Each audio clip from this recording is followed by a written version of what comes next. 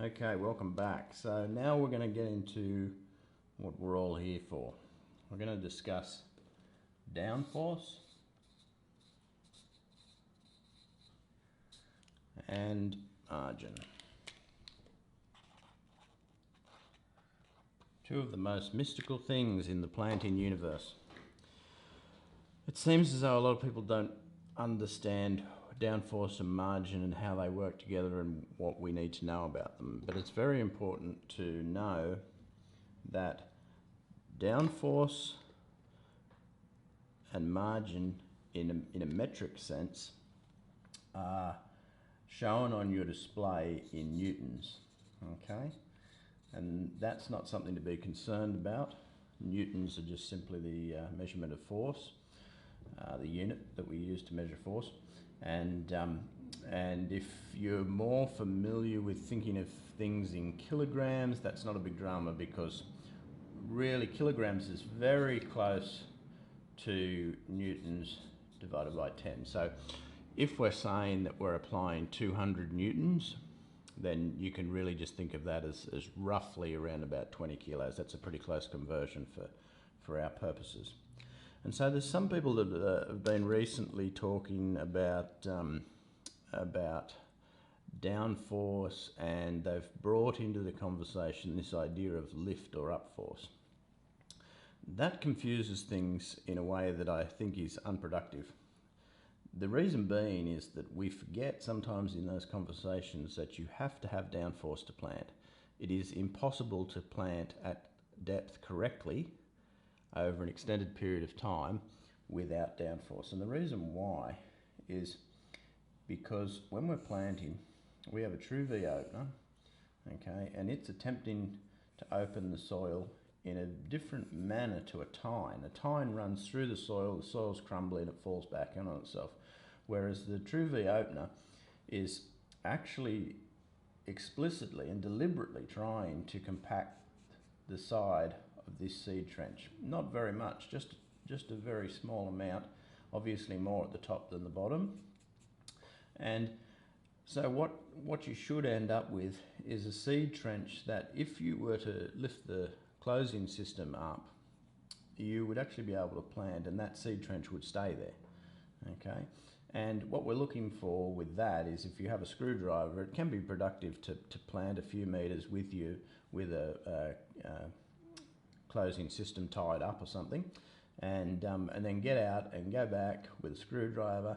And what we should be looking for is we should be able to chip away this with our screwdriver here, but it shouldn't collapse in on itself, and it shouldn't be so hard that we have to dig at it, okay? You should certainly be able to chip it away with the screwdriver, but you shouldn't have to dig at it to get it to fall in on itself. And the reason we're trying to do this is we want this seed to be planted at the same depth in the same spot every time, okay? And so the gauge wheel, which is what actually bears this force, this down force, it is helping in this because it is also creating a small amount of compaction. We'll talk about it a little bit more in the next video, but it's actually shaped in such a way that it aids in doing this, okay? As well as, of course, carrying the unit. And so that's very important.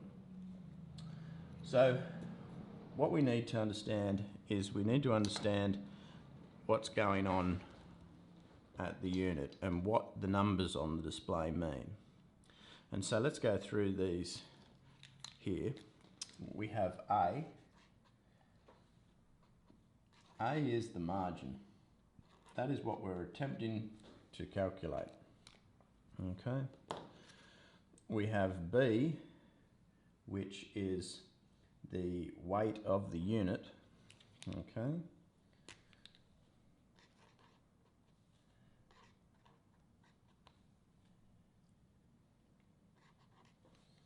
Okay, and then we have C, which of course is the downforce.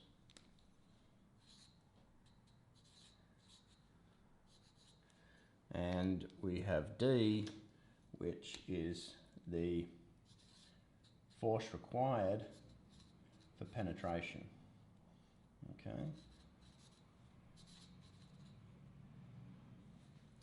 and we can think of it as an up for the moment. Okay, so let's have a look at what this is. So we have, let's go back and get our unit again. We've got our W bracket, and we've got our unit here. Comes off like that.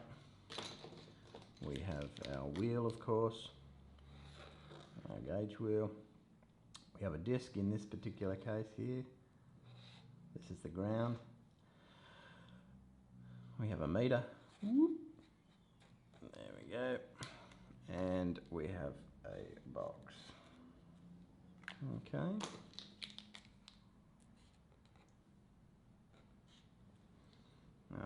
Now, the equation that we use to calculate margin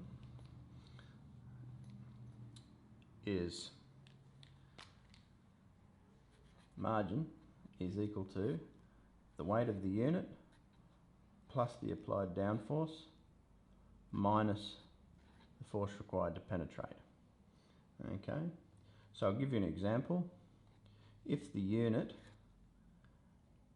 has a downward force of 900 newtons and we're applying an extra 150 newtons, and the required force to penetrate is 800, okay, then we have 1050 here minus the 800 is 250, okay, so our margin is 250, and so you might remember by 10 that's around about 25 kilograms, okay, round about. So what does that look like? What does that actually mean? Okay, so what that actually means is that we're applying our downforce up here on the parallel arms. Okay, we have the weight of the unit, which is being applied here by the unit. We have the force required for penetration, okay, and then the margin is going to be the differential between the ups and the downs, okay. Now, if perchance we go for our simplest and most elegant solution to reduce this, okay, because this is the one that people become concerned about, the weight of the unit. The weight of the unit changes over the planting cycle as the box empties of seed. In soft conditions, the weight of the unit can be too great and it can overcome the flotation ability of the gauge wheels, so we need to make it a little bit lighter on its feet. And so what we can do is we can reduce the weight of this, we can reduce this here by putting our springs in, and that's the simplest and most elegant solution. It's the cheapest solution. It doesn't require monitoring. If you go to a system that requires monitoring and has lift and all of this sort of stuff, you're getting into a more complex solution that isn't required. So we'll talk about that a little bit more later on, but we can reduce that fairly drastically by putting those springs on, as you saw earlier. Now, the really important thing about all of this is that you don't have to know any of it to actually do the planting job. The only thing that you need to focus on is the A, the margin, okay? Because margin is what actually gets the job done. You must have margin. You don't have to have downforce. Your downforce system here that's applying 150 could be applying nothing, and that would be fine. But what occurs is the gauge wheel arms that tether here, okay, as the gauge wheel comes up, so the gauge wheel here comes up, it comes up as the planter goes down and as the True V opener penetrates the soil. Okay? And so in here, okay, basically in here, right, we have this sensor, okay, over here.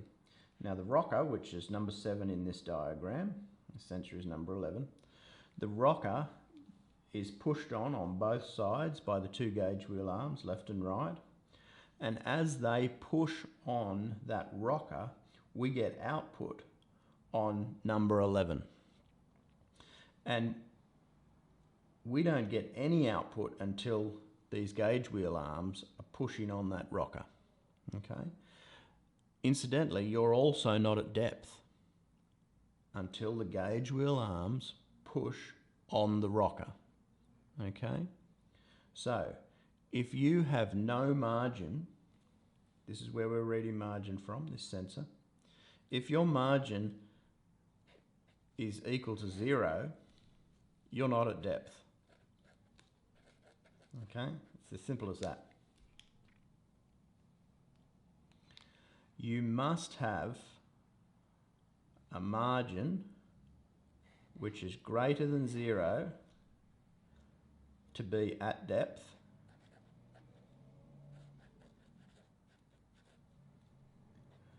to have consistent ride quality,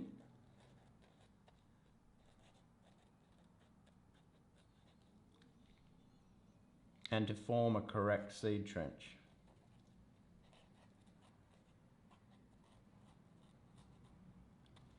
All very important.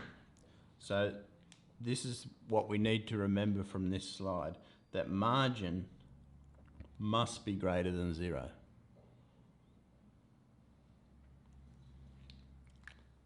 Let's have a look at what that looks like on the unit. As the gauge wheel comes up and the gauge wheel arm contacts with the rocker and the force starts to push down, which pushes the gauge wheel up, we start to get output on here on this sensor. And so your margin will read in newtons as more and more pressure is applied.